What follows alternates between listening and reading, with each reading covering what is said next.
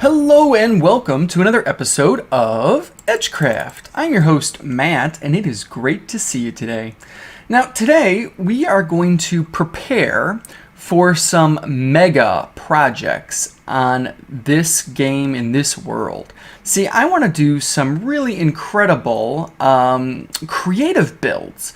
A winter wonderland in December, and some other cool stuff that I don't want to share with you just yet. I want it to be a little bit of a surprise, but we need some things to get ready for that. Specifically, we're going to need a lot of sand, glass, and lots of diamonds and things like that. So in order to help me get these things, I would love to have shulker boxes, but I have not made it to the end yet. So that's going to be a mission that we go on soon, but not just yet. The first thing I want to do is I want to make some ender chests.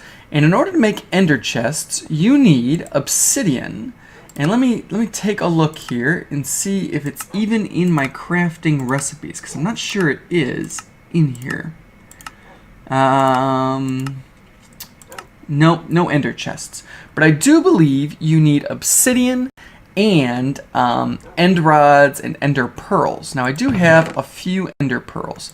And I believe if you take some ender pearls and you take some blaze rods, you get an eye of ender. Let me see.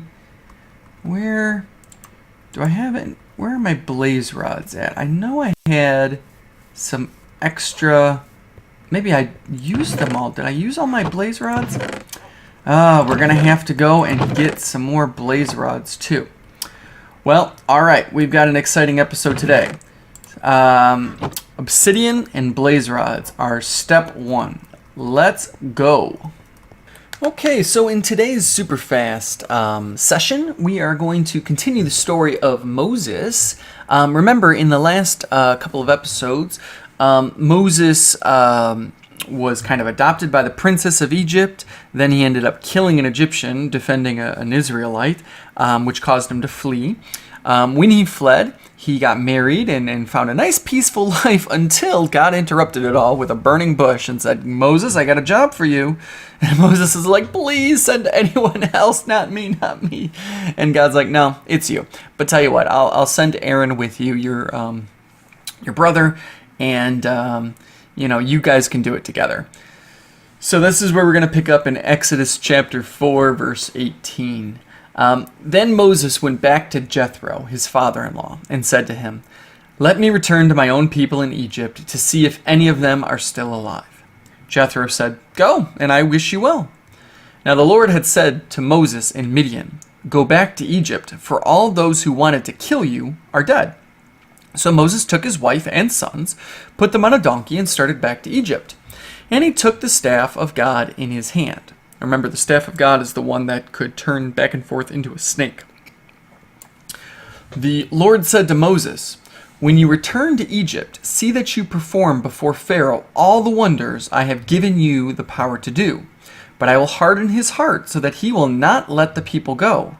Then say to Pharaoh, 'This is what the Lord says. Israel is my firstborn son, and I told you, let my son go so he may worship me. But you refused to let him go, so I will kill your firstborn son.'" At a lodging place on the way, the Lord met Moses and was about to kill him. But Zipporah took a flint knife, cut off her son's foreskin, and touched Moses' feet with it. "Surely you are a bridegroom of blood to me," she said. So the Lord let him alone. At that time she said bridegroom of blood, referring to circumcision. So basically, here's the deal. This is kind of a confusing part. Moses is on his way to do God's work, but Moses kind of strays from the path a little bit. He's not really upholding the things that God asked him to do. The whole circumcision thing can get a little confusing, but basically what is going on here is that God's asking Moses to be a faithful follower, and Moses is kind of doing what God says. But what he's not doing is he's not giving himself completely to God. He's not following God. And so God's like, "Listen, I need you completely obedient here." And his wife, Moses' wife, figures out what's going on, says, don't worry, we're going to straighten this out, we're going to take care of this. And so Moses gets some help and then begins to follow God completely. So let's continue on with the story. The Lord said to Aaron, "Go into the wilderness to meet Moses." So he met Moses at the mountain of God and kissed him. Then Moses told Aaron everything the Lord had sent him to say, and also about all the signs he had commanded him to perform. Moses and Aaron brought together all of the elders of the Israelites, and Aaron told them everything the Lord had said to Moses. He also performed the signs before the people, and they believed. And when they heard that the Lord was concerned about them and had seen their misery, they bowed down and worshipped. So this is good. All right, so now Moses and Aaron are on their mission. They're doing good. They've told the people. Let's see how Pharaoh reacts to this. All right, Exodus chapter 5. Afterward, Moses and Aaron went to Pharaoh and said, "This is what the Lord, the God of Israel, says. Let my people go so that they may hold a festival to me out in the wilderness." Pharaoh said, "Who is the Lord, that I should obey him and let Israel go? I do not know the Lord, and I will not let Israel go." Then they said, "The God of the Hebrews has met with us. Now let us take a 3-day journey into the wilderness to offer sacrifices to the Lord our God, or he may strike us with plagues or with the sword." But the king of Egypt said, "Moses and Aaron, why are you taking the people away from their labor? Get back to your work." Then Pharaoh said, "Look, the people of the land are now numerous, and you are stopping them from working." That same day, Pharaoh gave this order to the slave drivers and the overseers in charge of the people: "You are no longer to supply the people with straw for making bricks. Let them go and gather their own straw, but require them to make the same number of bricks as before. Don't reduce the quota. They are lazy. That is why they are crying out, 'Let us go and sacrifice to our God.'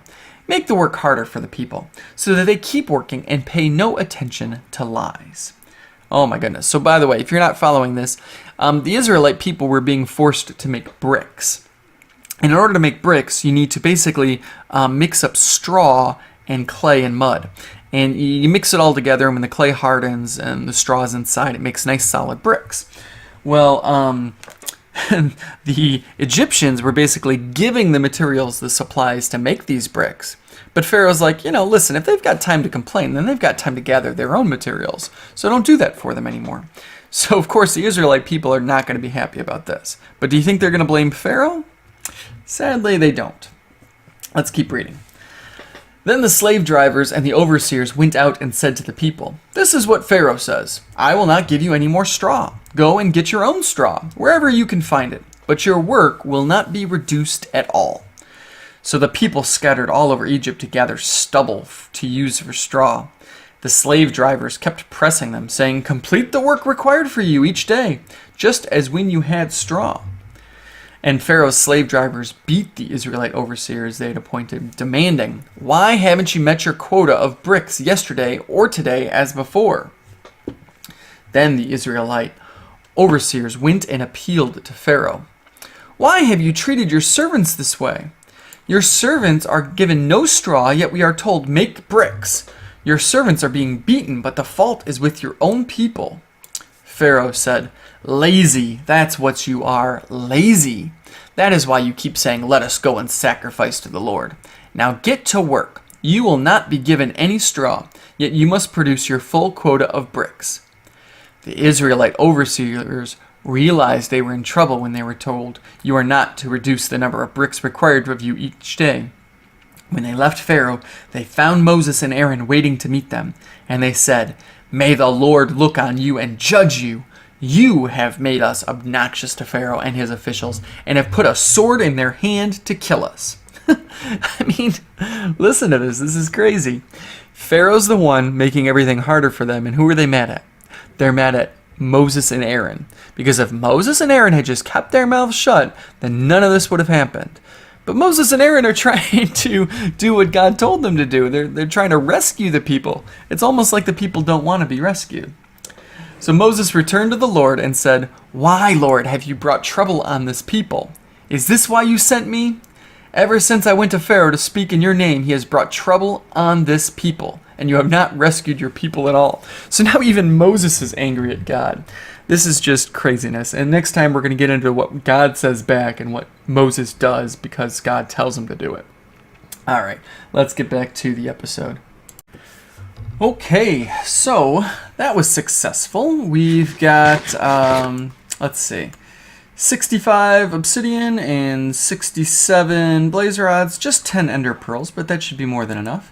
So what we need to do is go to our crafting table and stick in some of this and some of this. No? Do I not need blaze rods? Do I just... Oh my gosh, I'm going to be so disappointed if all I needed was blaze powder. Alright, let's do this. Oh my goodness, I didn't need blaze rods. I had plenty of blaze powder. Alright. So six eyes of ender. There we go. And now we got the new recipe for the ender chest. Alright, we're going to make 6 ender chests. And I know that sounds silly. Why 6, Matt? Well, because what I want to do, and now I've got 17 obsidian, and look at all these blaze rods I got left over. I want to put an ender chest in here. We'll stick it right there. I also want to put an ender chest down in my basement. And basically, the cool thing about an ender chest, if you don't know what an ender chest does, it allows you to access supplies from anywhere. So watch this. There's nothing in here right now, right? So if I put, let's say I take 5 diamonds, and I put those 5 diamonds in the ender chest, I can then go upstairs. And upstairs, right here, there's my 5 diamonds. Pretty cool. So the other really cool thing about this is if I put an ender chest down somewhere, boop, and I use my silk touch pickaxe on it, I can break that ender chest, I can pick it back up. So I can take this with me when I'm going to get sand, for example, and I can throw a whole bunch of sand in my ender chest. And basically, it's already back at my base. I just have to go back to my base and get it. So I want to put another ender chest right there in my house. Perfect. So I've got one there. I want to put an ender chest all the way over here by my other stuff.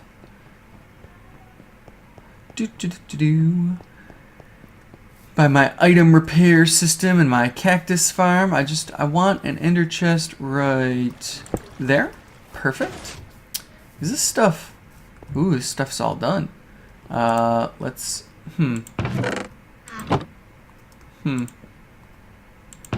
It's interesting. Did I not put... Well, I put enough there. Alright, check this out. I'm going to stick this in there. I'm leaving my armor on because that needs to... Well, I don't need that to be healed, and I don't need that to be healed. Actually, I don't need this and this to be healed. I just want my pickaxe healed. So if I grab that out... Let's see. You know, this... Well, this is the one I pulled out of before, so it's probably not a lot of experience at this point. But, yeah, I need to work on the amounts. Doesn't look like this is working as well as I wanted it to. Let's get a whole bunch more cactus. We'll load it all up, and we'll see how this does. So let's see. I need basically 4 stacks in each. Oh, there's already... Oh, it's out of fuel. Oh my goodness, that's what's going on here. It's out of fuel. Alright. Alright. That makes sense. I don't need more cactus. I need more kelp blocks. So I need to go get my crafting table. Because I put my crafting table away on accident. So anyway, I'm going to keep one of these ender chests in my inventory at all times. So I can take it with me wherever I go. And then I've got one extra, and I don't know where to put that just yet, but that's okay. I'll figure that out. Where's my crafting? There's my crafting table. You know, I don't know, maybe on the project that we're working on, we'll have an ender chest there, or whatever.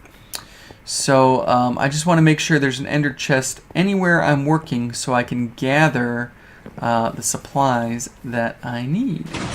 Alright, so there's the crafting table. Let's grab all of these things. Do I have any in here? Just one. We will make a whole bunch of kelp blocks. There we go. I'm going to grab the rest out of here, because this should be nice and full. Yeah, 36. That's going strong. And let's see. I will put in 56 divided by 5.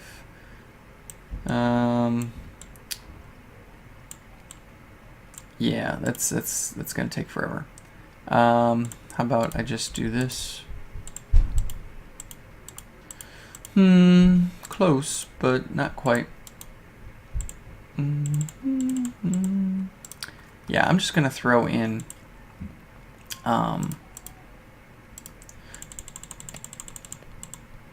10 each, because that's gonna be faster than trying to do this mess. There we go, and there we go, and there we go. There's 10 each, and I've still got 5 left over. So one more for you, one more for you, one more for you. Oops, missed it. There we go. And there we go. Now this thing can continue cooking away to give me that glorious experience. Okay, back in there you go. Yeah, this is so that I can build this up bigger. Get some more dried kelp. Put that in there. Beautiful. Okay, so now that I've got my ender chests, I am ready to go resource gathering, and that is going to be awesome. Like I said, I don't know what to do with this last ender chest at the moment, so I'm just gonna tuck that away in here for now. But that is actually going to be it for today's episode. All I wanted to do was get those blaze rods, get those pieces of obsidian, and create some ender chests so we are ready to go resource gathering. And then eventually, we're going to go to the end. In fact, we're probably going to go to the end here in one of the next few episodes. But first, I need to find the end, and for that I will need lots and lots and lots of eyes of ender and ender pearls and all kinds of things. So we're gonna have to do some killing of some endermen. Yeah, that's it right there. But anyway, I will see you guys later. I hope you enjoyed this episode. I enjoyed making it. Leave a like and subscribe to the channel for more, and God bless. Bye.